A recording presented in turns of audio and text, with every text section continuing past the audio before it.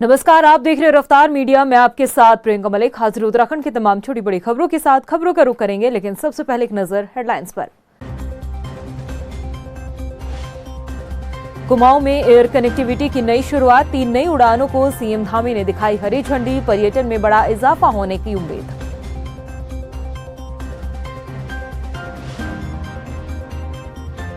देहरादून पहुंची कांग्रेस की राष्ट्रीय महिला अध्यक्ष अलका लांबा। प्रदेश कार्यकारिणी के साथ हुई बैठक, लोकसभा चुनाव को लेकर हुई चर्चा।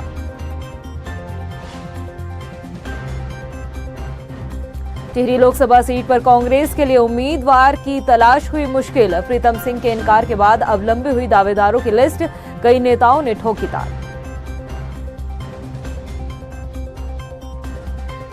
और देहरादून नगर निगम में अंदर खाने बड़ा खेल। नगर निगम की करोड़ों की जमीन को ठिकाने लगाने की तैयारी, शासन को भेजा जमीन एक्सचेंज करने का प्रस्ताव। हेडलाइंस के बाद बुलेटिन में खबरें विस्तार से। कुमाऊं में एयर कनेक्टिविटी को मजबूत करने की एक बड़ी पहल हुई है। गुरुवार को मुख्यमंत्री पुष्कर सिंह धामी ने हल्द्वानी से कुमाऊं के अलग अलग स्थानों के लिए हवाई सेवाओं को हरी झंडी दिखाई है। मुख्यमंत्री पुष्कर सिंह धामी ने वर्चुअली रूप से इस हवाई सेवा का शुभारंभ किया।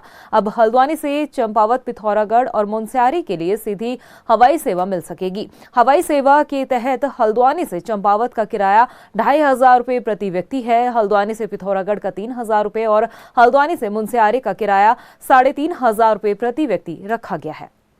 ये पर्यटकों के लिए बहुत अच्छी सुविधा है, सरलता और सुगमता है। जहाँ 10 घंटे का रन होता था टैक्सी के द्वारा और काफ़ी उबड़ खाबड़ रोड होती है वहाँ पे, इससे हेली से हम लोग 1 घंटे में पहुँच जाएंगे और प्राकृतिक दृष्टिकोण से बहुत अच्छा लगेगा। वहाँ पे सुरम्य क्षेत्र है, सारा संसार एक मुनस्यार कहलाता है और मिनी कश्मीर भी कहलाता है पिथौरागढ़ को। तो पिथौरागढ़ के सीमांत जनपद के जो ये हेली सेवा शुरू की है, मैं सरकार को बहुत बहुत शुभकामनाएँ देता हूँ। अभी हल्द्वानी से मुनस्यारी, पिथौरागढ़ और चंपावत के लिए जो ये हेली सेवा शुरू की गई है, इससे न केवल पर्यटन को बढ़ावा मिलेगा, यहाँ की जो हमारे पहाड़ी ज़िलों की आर्थिकी है उनमें सुधार होगा, रोजगार के अवसर बढ़ेंगे और सबसे महत्वपूर्ण कार्य जो इसका जो एक महत्वपूर्ण फीचर जो इसका हो रहेगा, जो पहाड़ की विषम भौगोलिक परिस्थितियों में कई बार आपदा की स्थिति हो जाती है, कई बार बड़ी दुर्घटनाएं हो जाती हैं, उसमें तुरंत राहत देने के लिए मैंने अपने संबोधन में भी इस बात को कहा था कि ये हवाई सेवा नहीं है, ये तो ये जीवन देने वाली सेवा है, ये लोगों को जीवन देगी। आगामी लोकसभा चुनाव को लेकर भाजपा तैयारी में जुटी हुई है और इन्हीं तैयारियों के बीच 28 फरवरी को बीजेपी के राष्ट्रीय अध्यक्ष जेपी नड्डा उत्तराखंड दौरे पर रहेंगे। भाजपा के प्रदेश अध्यक्ष महेंद्र भट्ट ने बताया कि राष्ट्रीय अध्यक्ष जेपी नड्डा एक बैठक करेंगे, जिसमें कुमाऊं क्लस्टर के बूथ स्तर और उससे ऊपर के कार्यकर्ता शामिल होंगे, जिनके साथ चुनावी रणनीति पर चर्चा होगी। और उसके बाद हरिद्वार में भी चुनाव प्रबंधन टोली की एक बैठक होनी है। राष्ट्रीय महामंत्री वीएल संतोष जी का 2 दिवसीय दौरा था और जो कार्यक्रम अभी तक संपन्न हुए उन कार्यक्रम की रिपोर्टिंग हमारे मोर्चों द्वारा भी रखी गई है और जो चुनाव की हमारी प्रबंधन कमेटी उसके द्वारा भी अपनी बात रखी गई है।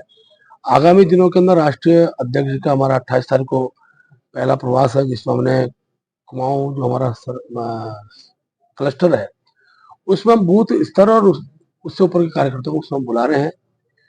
फिर उसी दिन हरिद्वार में 4 बजे चुनाव प्रबंधन टोली जो हमारी है उस टोली की बैठक होगी और फिर सायकाल देहरादून के अंदर टिहरी लोकसभा के अंतर्गत हम जो प्रबुद्ध सम्मेलन यहाँ करने वाले हैं उस कार्यक्रम स्वरूप को आज फाइनल रूप दिया गया।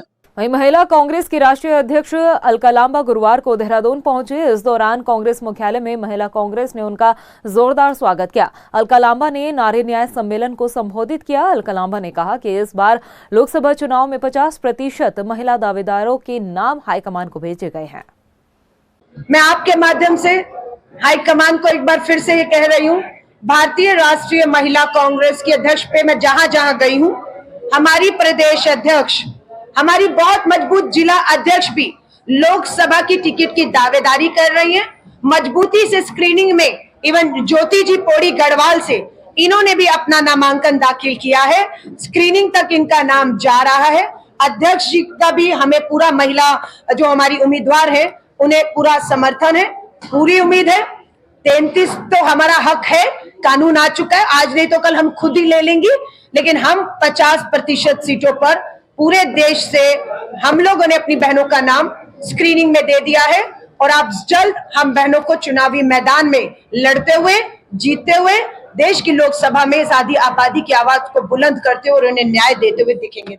वहीं महिला कांग्रेस की राष्ट्रीय अध्यक्ष अलका लांबा ने महिला कांग्रेस की प्रदेश कार्यकारिणी के पदाधिकारियों के साथ भी बैठक की। इस दौरान बैठक में महंगाई, बेरोजगारी और महिला अपराधों जैसे तमाम मुद्दों पर जनता के बीच ले जाने की चर्चा की गई। अलका लांबा ने कहा कि आज पढ़ी लिखी महिलाएं रोजगार की तलाश में बैठी हुई है, लेकिन भाजपा के शासनकाल में महिलाओं को अब तक कोई रोजगार नहीं मिल पाया है। महिलाओं का जो राजनीति की भागीदारी है उस सब पर हमने चर्चा की। आर्थिक सशक्तिकरण महिलाओं का, इतनी बेरोजगारी, महंगाई, गरीबी में कैसे, उस पर चर्चा हुई। संगठन को मजबूत करने पर, संगठन में हम बहुत फेरबदल करने जा रहे हैं। बहुत सी महिलाओं ने इच्छा जाहिर की है हमसे जुड़ने की।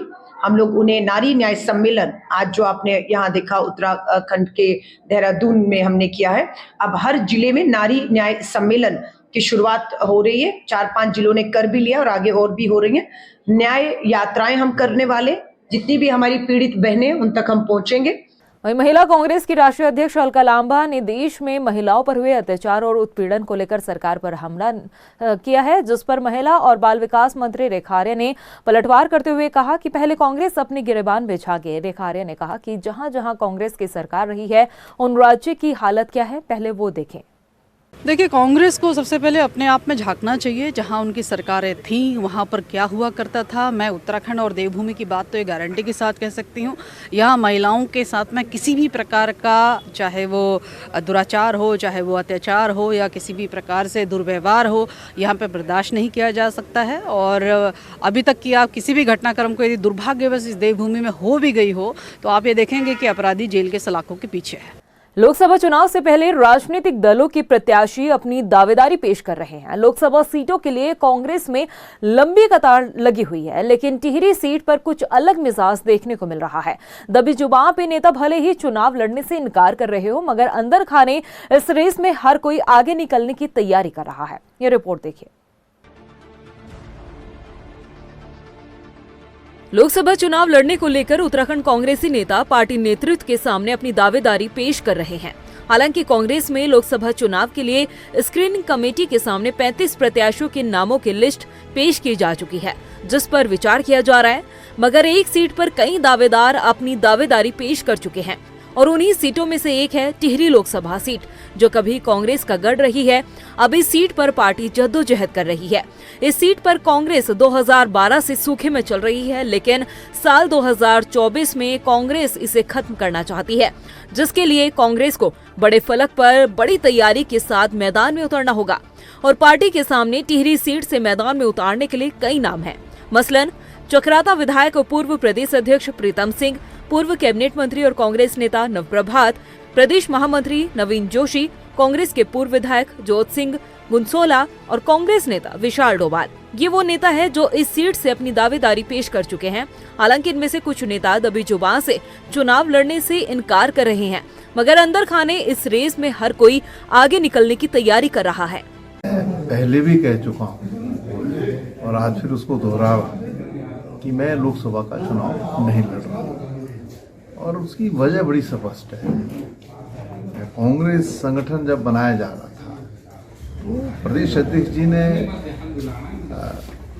जिस प्रत्याशी के मद्देनजर संगठन का गठन किया है वो लड़े तो ज्यादा बेहतर है। अगर प्रीतम सिंह को ही लड़ाने का विचार संगठन का है या था तो वही संगठन गठन के समय कुछ तो पूछ लिया होता। संगठन गठन के समय कोई बात हमसे नहीं हुई तो भाई हम तो अपनी विधानसभा की बात करेंगे। मैं तो छोटा सा कार्य करता हूँ चकरोता विधानसभा में, जिसे भी प्रत्याशी संगठन बनाएगा उसको जिताने का काम हम करेंगे। इन नामों के बीच नवीन जोशी, जो प्रदेश महामंत्री के पद पर है, वो खुलकर अपनी दावेदारी टिहरी लोकसभा सीट के लिए पेश कर चुके हैं। नवीन जोशी का कहना है कि वो लंबे समय से पार्टी हित में कार्य कर रहे हैं और लंबे समय से विधायकी का टिकट भी पार्टी से मांग रहे हैं। अगर उन्हें टिहरी सीट से टिकट मिलता है तो उनकी जीत पक्की होगी। ये पिछले काफ़ी लंबे समय से मैं पार्टी में हूँ और पार्टी की हमेशा सेवा करता रहा हूँ। पहले मैं कैंट विधानसभा क्षेत्र से मैंने 2002 से हम लोग टिकट मांग रहे हैं, लेकिन पार्टी ने हमारे नाम पे विचार नहीं किया। लेकिन हम मजबूती के साथ जो भी कैंडिडेट रहा है हमने उसको जिताने के लिए पूरी मेहनत करी है और आगे भी करते रहेंगे। और पार्टी के मैं कई महत्वपूर्ण पदों में रहा हूँ। जब पहली यहाँ पे निर्वाचित सरकार बनी, नारायण दत्त तिवारी जी इस सूबे के मुख्यमंत्री बने, तो मुझको भी राज्य मंत्री के रूप में उनके साथ काम करने का अवसर प्राप्त हुआ। मैं डिसिप्लिन कमेटी में भी रहा हूं और पिछले 4 अध्यक्षों के साथ मैं प्रदेश में महामंत्री हूं और राज्य आंदोलनकारी में रहा हूं। एक लंबा इतिहास मेरा कांग्रेस के साथ जुड़ा हुआ है। मैंने पार्टी से निवेदन किया है कि मेरी वरिष्ठता को देखते हुए, पार्टी के प्रति मेरी निष्ठा को देखते हुए इस बार टिहरी लोकसभा क्षेत्र से मुझको कैंडिडेट बनाया जाए। लोकसभा चुनाव के लिए जिस तरह सभी नेता अपनी दावेदारी पार्टी के सामने पेश कर रहे हैं और जीत का दावा कर रहे हैं, ऐसे में पार्टी हाईकमान के लिए 5 सीटों पर 5 नाम तलाशना किसी चुनौती से कम नहीं है। अब देखना ये होगा कि पार्टी हाईकमान आखिर किस आधार पर जिताऊ कैंडिडेट को इन सीटों पर मैदान में उतारती है। रफ्तार मीडिया के लिए देहरादून से सुशांत सिंह की रिपोर्ट। उत्तराखंड में आखिर कब रुकेगा जमीनों को धोखाधड़ी कर हड़पने का सिलसिला? ये सवाल इसलिए उठा है क्योंकि देहरादून नगर निगम की करोड़ों की जमीन को ठिकाने लगाने की तैयारी चल रही है और इस बात का खुलासा तब हुआ जब स्थानीय पार्षद ने पत्र लिखकर इसका विरोध किया है। क्या है पूरा मामला, ये आपको इस रिपोर्ट में दिखाते हैं। उत्तराखंड में जमीनों को ठिकाने लगाने का खेल लंबे समय से खेला जा रहा है। कभी जमीनों पर कब्जे तो कभी रजिस्टर में फर्जीवाड़े की खबरें। ताजा मामला देहरादून नगर निगम की एक बेशकीमती करोड़ों की जमीन का सामने आया, जिसे ठिकाने लगाने की तैयारियां जोरों पर चल रही है। और हैरानी इस बात की है कि कुछ अधिकारियों की मिलीभगत से ही इस जमीन को ठिकाने लगाने का काम किया जा रहा है। दरअसल सहस्त्रधारा रोड स्थित एटीएस कॉलोनी में नगर निगम की 3800 वर्ग मीटर बेशकीमती जमीन है। पहले ये जमीन गोल्डन फॉरेस्ट में दर्ज थी, लेकिन बाद में इस जमीन को सामुदायिक प्रयोग के लिए दे दिया गया। इस क्षेत्र के वार्ड बनने के बाद इस जमीन को नगर निगम को दे दिया गया। इस जमीन पर नगर निगम द्वारा पार्क बनाया जाना प्रस्तावित है, लेकिन हाल ही में एक व्यक्ति की सिफारिश पर नगर निगम ने इस जमीन को एक्सचेंज करने का प्रस्ताव शासन को भेज दिया और उस व्यक्ति की जमीन डांडा लखोंड वार्ड में है, जबकि नगर निगम की जमीन पौष कॉलोनी में है, जिसकी कीमत करोड़ों में है। अब अगर नगर निगम को मंजूरी मिल जाती है तो जमीन पर प्लॉटिंग करने की योजना भी है। आपको ये भी जानकारी दे देते हैं कि एटीएस कॉलोनी में नगर निगम की जो जमीन है उसका बाजारी भाव 75,000 रुपए वर्ग गज है, जबकि डांडा लाखोंड में जो जमीन है उसका बाजारी भाव 26,000 रुपए से लेकर 45,000 रुपए प्रति वर्ग गज है। ऐसे में सवाल ये भी है कि कम दाम वाली जमीन के साथ एक्सचेंज करने के लिए आखिर नगर निगम इतना उतावलापन क्यों दिखा रहा है? इस पूरे खेल का खुलासा तब हुआ जब स्थानीय पार्षद ने इस षड्यंत्र के खिलाफ पत्र लिखकर कार्रवाई की मांग की। उन्होंने कहा कि एक व्यक्ति को लाभ देने के लिए जमीन को एक्सचेंज क्यों किया जा रहा है। जब इस मामले पर नगर आयुक्त से सवाल पूछा गया तो उन्होंने कहा कि मामला संज्ञान में है। नगर निगम की ओर से जमीन एक्सचेंज करने का प्रस्ताव तैयार कर शासन को भेज दिया गया है। शासन स्तर से जो भी फैसला होगा उसी के तहत अब आगे की प्रक्रिया कार्रवाई में होगी। देखिए, इस मामले में उप जिलाधिकारी सदर के माध्यम से एक ज़मीन जो सेक्शन 161 में है उसमें हमसे एनओसी मांगी गई थी ज़मीन के संदर्भ में। तो हमारे लोगों के द्वारा दोनों ज़मीनों का निरीक्षण कर अपनी फैक्चुअल रिपोर्ट बिना किसी संस्तुति के एनओसी के लिए उचित माध्यम से शासन को प्रेषित की गई है। इसमें हमारे निगम की तरफ से कोई रिकमेंडेशन इत्यादि नहीं की गई है। देखिए, 161 का मैटर राजस्व का मैटर है, जिसको एसडीएम सुनते हैं, जुडिशियल मैटर है, तो वो उसी में निर्णय किया जाना है। हमारा जो निगम की ज़मीन का प्रबंधन है वो म्यूनिसिपल एक्ट 1959 के अकॉर्डिंग होता है। तो हमने अपने नियम के अनुसार ही अभी फैक्चुअल रिपोर्ट भेजी है। वहीं जब हमारे संवाददाता ने एटीएस कॉलोनी में जाकर मौके पर जमीन की स्थिति देखनी चाहिए तो उनको एटीएस कॉलोनी में जाने नहीं दिया गया, जिसके बाद हमारे संवाददाता ने कॉलोनी के बाहर से पूरे मामले की जानकारी दी। देहरादून में भू माफियाओं के हौसले कितने बुलंद हैं वही आज हम आपको बताने जा रहे हैं।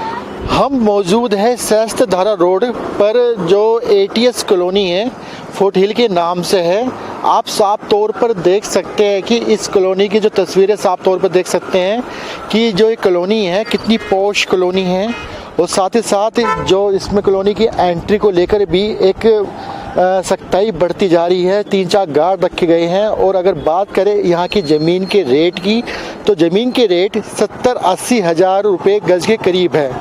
चलिए अब हम ये बताते हैं कि आपको कि भू माफियाओं के हौसले किस तरह बुलंद हो रखे हैं।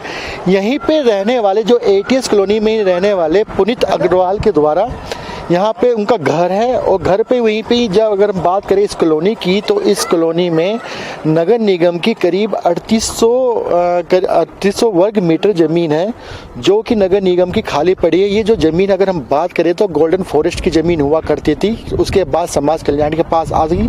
और जब जिस तरह से नगर निगम के पास ये वार्ड आया, तो वार्ड आने के बाद में ये ज़मीन नगर निगम के पास आ गई। और जो नगर निगम है, इस पर नगर निगम एक पार्क बनाना चाहता था। लेकिन जो यहाँ पे रहने वाले हैं पुनीत अग्रवाल ने SDM के यहाँ 161 के तहत एक याचिका डाली है, जो कि उन्होंने उसमें साफ तौर पर डाली है कि जो उनकी ज़मीन डांडा लखौंड में पड़ी हुई है वो भी 3800 वर्ग मीटर है, लेकिन जो वो ज़मीन है वो एक ढांग है और उस पर कई पेड़ लगे हुए हैं और ज़मीन बिल्कुल भी समतल नहीं है। और इस ज़मीन की बात करें जो ATS कॉलोनी में, ये ज़मीन बिल्कुल समतल है। अब किस तरह से जो पुनीत अग्रवाल है, उन्होंने किस तरह से जो SDM में 161 के तहत याचिका डाली है। और इतना ही नहीं, जिला प्रशासन ने भी जो रिपोर्ट लगाकर शासन को भेज दी है। वहीं अगर नगर निगम की बात करें तो नगर निगम ने भी अपनी एक रिपोर्ट बनाई है, जिस रिपोर्ट में उन्होंने साफ तौर पर लिखा है कि जो हमारी नगर निगम की ज़मीन है वो बिल्कुल समतल है। और वहीं अगर हम बात करें जो डांडा लखौंड की ज़मीन की बात करें, वो उस पर ढांग है और उस पर कई तरह के पेड़ उगे हुए हैं। हालांकि इस पूरी प्रक्रिया में किस तरह से उतनी भूमाफिया की हिम्मत हुई है कि जो बात करें कि जो 70-80 हज़ार रुपये गज के हिसाब से ज़मीन है, और जिसकी ज़मीन के एक्सचेंज करने की बात की जा रही है वो ज़मीन सिर्फ 20-25 हज़ार रुपये गज के हिसाब से है। तो किस तरह से शासन और जिला प्रशासन किस तरह से एक्सचेंज करने की बात की जा रही है, क्यों अगर हम बात करें तो शासन को रिपोर्ट भेजी गई है, बहुत बड़ा सवाल है। हालांकि अगर हम जिलाधिकारी की बात करें तो जिलाधिकारी साफ तौर पर कहना है कि एक इस तरह का प्रस्ताव आया है और इस प्रस्ताव को शासन में भेज दिया है। वहीं नगर निगम की बात करें तो नगर आयुक्त को भी साफ तौर पर कहना है कि हाँ, इस तरह का एक प्रस्ताव आया था, हमने रिपोर्ट लगाकर शासन को भेज दिया। अब देखने वाली ये बात होगी कि जो जितना बड़ा झोल मोल हो रखा है, जो करोड़ों का जो हेर फेर साफ तौर पर दिख रहा है, वो अब उसमें अनुमति इस जमीन को मिलती है या नहीं, ये आने वाले समय में पता लग पाएगा। अब इतनी मनमानी के बाद सवाल उठने लाजमी है। अगर नियमों के मुताबिक जमीन का फेरबदल किया जा रहा है तो हमारे संवाददाता को स्पॉट पर जाने क्यों नहीं दिया गया? सवाल ये भी है कि आखिर जमीन एक्सचेंज करने में नगर निगम इतना उतावलापन क्यों दिखा रहा है? आनन फानन में इस जमीन को किसी व्यक्ति को आखिर क्यों दिया जा रहा है? पूरे मामले को गोपनीय क्यों रखा गया? करोड़ों की जमीन को आखिर क्यों ठिकाने लगाया जा रहा है? सवाल कई हैं, मगर जवाब में सिर्फ गोलमोल बातें। अब देखना यह होगा कि करोड़ों की जमीन के साथ कोई बड़ा खेल होगा या फिर कोई एक्शन लिया जाएगा। रफ्तार मीडिया के लिए देहरादून से कैमरा पर्सन संदीप त्यागी के साथ हिमांशु चौहान की रिपोर्ट। उत्तराखंड बीएड डीएलएड प्रशिक्षित बेरोजगारों ने देहरादून के परेड ग्राउंड से सचिवालय तक कूच किया। हालांकि पुलिस ने उन्हें इनकम टैक्स तिराहे पर ही रोक लिया, जिसके बाद धरने पर वो लोग वहीं बैठ गए। इस दौरान उन्होंने सहायक अध्यापक और प्रवक्ता के पदों की विज्ञप्ति जारी करने की मांग की। बेरोजगार संघ के अध्यक्ष बॉबी पवार ने कहा कि लंबे समय से सरकार ये बोलती आई है कि जल्द ही भर्ती होगी, मगर प्रदेश में कई शिक्षकों के पद खाली चल रहे हैं, लेकिन उन पदों को भरने के बजाय युवाओं के साथ छल किया जा रहा है। लंबे समय से जब विज्ञापन जारी कर रहे हैं। स्वामी जी ने खुद 26,000 पदों का आश्वासन दिया, और मैं ये कहता हूँ कि 2600 पद भी नहीं निकले। जिन पदों पर ये भर्ती दिखा रहे हैं वो सारे पद पूर्व की सरकार के हैं, पूर्व के कार्यकाल के हैं। गदरपुर में आंगनवाड़ी कार्यकर्ताओं का धरना प्रदर्शन जारी है। उनकी मांगों का संज्ञान न लेने पर आंगनवाड़ी कार्यकर्ता पिछले 4 दिन से धरने पर बैठे हैं। इस मौके पर आंगनवाड़ी कार्यकर्ताओं ने कहा कि राज्य और केंद्र सरकार महिला सशक्तिकरण की बातें करती है, मगर उनकी मांगों पर कोई ध्यान नहीं दे रहे हैं। जब तक उनकी मांगे पूरी नहीं हो जाती तब तक ये धरना प्रदर्शन जारी रहेगा। मांग है हमारे कि प्रतिदिन 600 रुपये के हिसाब से पैसा होना चाहिए हमारा महीने का 18,000 रुपये, और दूसरी मांग हमारे 60 वर्ष पूर्ण होने पे लगभग 2 लाख रुपए की धनराशि हमें दी जाए। और तीसरी मांग हमारी है कि गोल्डन कार्ड दे सरकार हमें, ये जिसमें सारी सरकारी योजना हमें मिले। और चौथी मांग हमारी ये है कि मिनी आंगनवाड़ी की उच्चीकरण लिस्ट जारी की गई है, जो जल्द जारी करे जिसका। ये हमारी 4 मुख्य मांगे हैं। वहीं भगवानपुर में भी आंगनवाड़ी कार्यकर्ता और मिनी कार्यकर्ता के साथ ही सहायिकाओं ने अपनी मांगों को लेकर रैली निकाली। उपजिलाधिकारी कार्यालय पर पहुंचकर तहसीलदार को अपनी 5 सूत्रीय मांगों को लेकर ज्ञापन भी सौंपा। इस दौरान आंगनवाड़ी कार्यकर्ता संगठन की ब्लॉक अध्यक्ष लता चौधरी ने बताया कि हम लंबे समय से मानदेय बढ़ाने की मांग को लेकर सरकार से गुहार लगा रहे हैं, लेकिन उनकी मांगों पर संज्ञान नहीं लिया जा रहा है। अभी मुझे ज्ञापन प्राप्त हुआ है आंगनवाड़ी की तरफ से। आज उपजिलाधिकारी महोदय नहीं है, तो इलेक्शन की मीटिंग में जिले में है।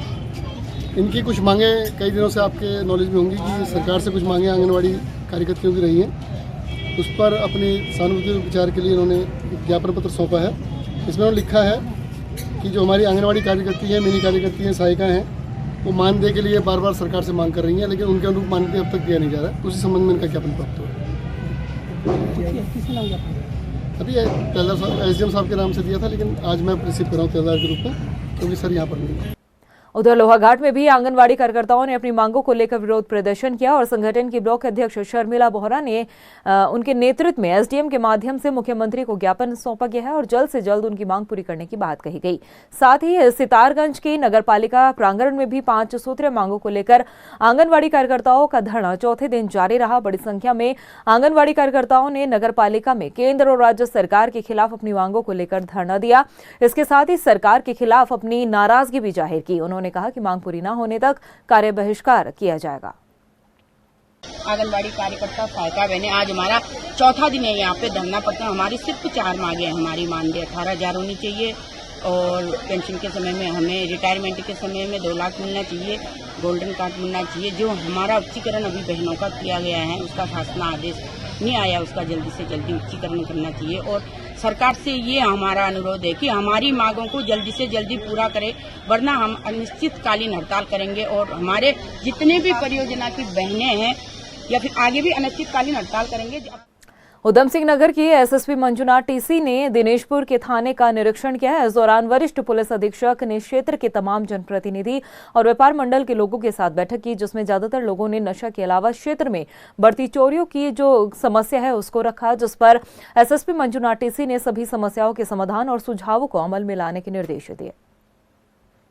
जनप्रतिनिधिगण यहाँ पर उपस्थित हुए, सभी आप लोग मीडिया बंधु यहाँ पर उपस्थित हुए, काफी अच्छी मात्रा में यहाँ पे लोग उपस्थित हुए थे।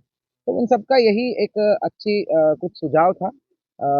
मेनली ट्रैफिक, जो दिनेशपुर अभी शहर का पार्ट बन चुका है, रुद्रपुर शहर का एक डिस्टेंट थाना नहीं है, दूरस्थ थाना नहीं है, ये शहर का ही पार्ट बन चुका है। तो इतने सारे आर्थिक और कमर्शियल अनुष्ठान यहाँ पे बढ़ रहे हैं। कॉलेजेस है, स्कूल्स है, इंस्टीट्यूशंस है, फैक्ट्रीज है, शॉपिंग्स है और आपका बहुत सारी चीजें आ रही है, हॉस्पिटल से, all of them are coming. आवासीय कॉलोनी नए सबसे पॉश यहाँ आ रही है। इस लिहाज से हमको यातायात की प्रबंधन के लिए कुछ मुख्य मार्गों को चिन्हित करना है, वहां पर सुविधाएं देनी है। प्रदेश की खबरों में इतना ही, फिर हाजिर होंगे कुछ खास खबरों के साथ। तब तक के लिए मुझे दे इजाजत, नमस्कार। कुमाऊं में एयर कनेक्टिविटी की नई शुरुआत, 3 नई उड़ानों को CM धामी ने दिखाई हरी झंडी, पर्यटन में बड़ा इजाफा होने की उम्मीद।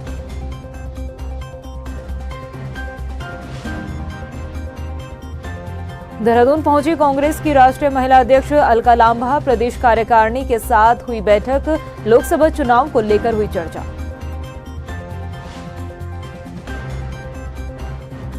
टिहरी लोकसभा सीट पर कांग्रेस के लिए उम्मीदवार की तलाश हुई मुश्किल, प्रीतम सिंह के इनकार के बाद अब लंबी हुई दावेदारों की लिस्ट, कई नेताओं ने ठोकी ताल। और देहरादून नगर निगम में अंदर खाने बड़ा खेल, नगर निगम की करोड़ों की जमीन को ठिकाने लगाने की तैयारी, शासन को भेजा जमीन एक्सचेंज करने का प्रस्ताव।